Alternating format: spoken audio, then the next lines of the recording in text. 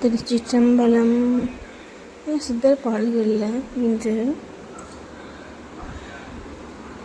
மூலமாம் குளத்திலே முளைத்தெழுந்த கோரையை சாலமே இருந்திருந்து 4 கட்டு அறுப்பீரே பாலனாகி வாழலாம் பரபிரம்மம் ஆகலாம் ஆழ உண்ட கண்ட பாதம் அம்மை பாதம் உண்மையே.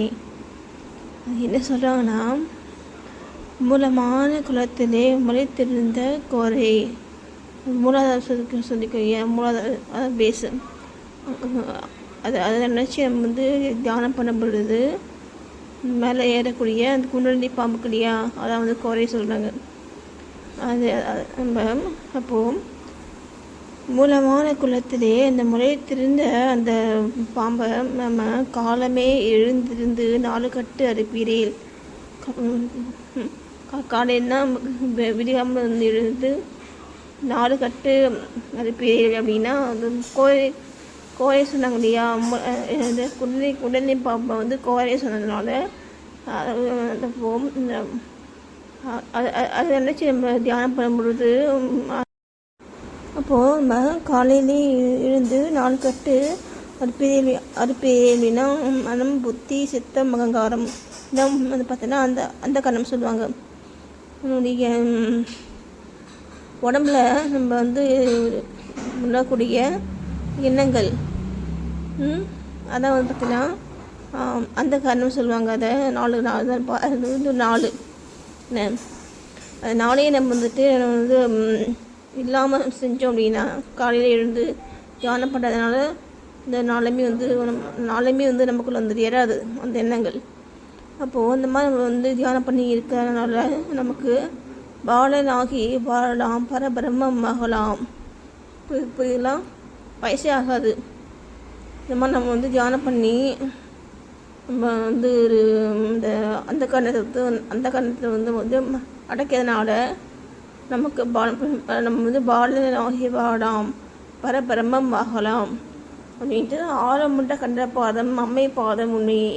ஆழம் உண்ட கண்டர் யார்? சிவபெருமான். அவரும் ஆழமுண்ட கண்டர் பாதம் அம்மை பாதம் உண்மையே. சிவசக்தியுடைய பாதம் உண்மை அப்படின்ட்டு நிச்சயமாக சொல்கிறாங்க, சத்தியமாக சொல்கிறாங்க. ஆழமுண்ட கண்ட பாதம் அம்மை பாதம் உண்மையே அப்படின்ட்டு ஃபாலோ பண்ணோம் அப்படின்னா இது நமக்கு சொந்த எல்லாமே கிடைக்கும் நமக்கு. சரிங்களா?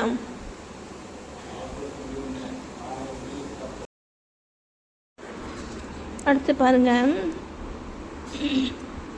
நாடி நாடி உம்முலே நயந்து காண வல்லீரே ஓடி ஓடி மீளுவான் உம்முலே அடங்கிடும் தேடி வந்த காலனும் திகைத்திருந்து போய்விடும் கோடி கோடி காலமும் குறைவில்லாது இருப்பீரே. புரியுதுங்களா? நாடி நாடி உம்முலே நயந்து காண வல்லீரேல் யார்? ஜோதியை நம்ம நாடி நாடி நம்ம இந்த தியானம் பண்ணி நம்ம நமக்குள்ள அந்த ஜோதியை நம்ம பார்த்துட்டோம் அப்படின்னா ஓடி ஓடி மீளுவான் உம்முறை அடங்கிடும். இது மூச்சு நமக்குள்ளே அப்படியே அடங்கிடும். அதான் பார்த்தோன்னா சமாதி நிலை. இந்த சமாதி நிலைக்கு போயிடுவோம். அதான் பாருங்கள், ஓடி ஓடி மீளுவான் நமக்குள்ளே உம்முறை அடங்கிடும். அப்படியே நமக்குள்ளே அடங்கிடும், மூச்சு அடங்கிடும். அதான் பார்த்தீங்கன்னா சமாதி நிலை. நான் ஃபஸ்ட்டே சொல்லிக்கிறேன், சமாதி நிலைக்கு மூச்சு காற்று இருக்கும், நம்ம நாடி ஓடும். ஆனால் பார்த்தீங்கன்னா எந்த செயலும் நம்ம செய்ய மாட்டோம். நம்ம இதை உட்காந்துருப்பாங்க.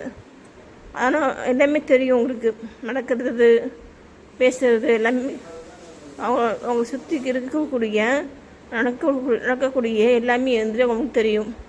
அதான் பார்த்தீங்கன்னா சமாதி நிலை. அந்த சமாதி நிலைக்கு போயிடுவாங்க அவங்க. ஆனால் பாருங்கள், தேடி வந்த காலனும் திகைத்திருந்து போய்விடும். காலன் போயிடுவார். என்ன எங்கே போவார்? தூரமாக போயிடுவார் நமக்குள்ள. தேடி வந்த காலனும் திகைத்திருந்து போய்விடும் கோடி கோடி காலமும் குறைவில்லாது இருப்பீரே. நம்ம கோடி கோடி காலம் வந்துட்டு குறைவில்லாது இருப்பாங்க. நான் சொல்லியிருக்கேன் இல்லையா, திருமூலெல்லாம் பார்த்தீங்கன்னா 3000 வருஷம் வந்து வாழ்ந்திருக்காரு இப்படி சொல்லிக்கொள்ளியா அப்படி சொல்கிறாங்க இல்லையா. அப்போது அவங்களுக்கு இறப்பே வந்து இருக்காது, சமாதி நிலையில் இருப்பாங்க. அவங்க மூச்சு காற்று இருக்கும், அவங்களுக்கு எல்லாமே தெரியும் அவங்களுக்கு. ஆனால் வந்துட்டு எந்த செயலும் செய்ய மாட்டாங்க, அவங்க தான் பார்த்தீங்கன்னா வந்துட்டு பார்த்தீங்கன்னா ஜீவாத்மாக்கள்.